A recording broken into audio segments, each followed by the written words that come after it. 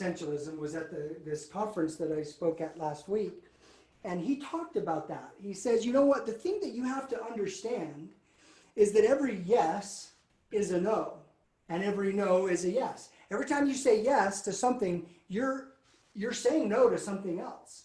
You're say you because you can't do it all. So when you recognize the opportunity cost of saying yes, it helps you have the courage to say no. And everything you say no to, you're able to say yes to something that matters.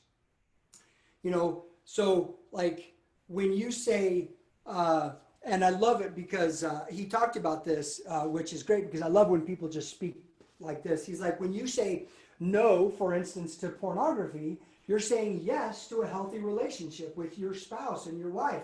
And with the light, when you say no to media and to screens, and to games, then you're saying yes to all of these other things. And when you start to recognize that every no is a yes and every yes is a no, then now all of a sudden you get a better sense of clarity around what it means to say yes and no.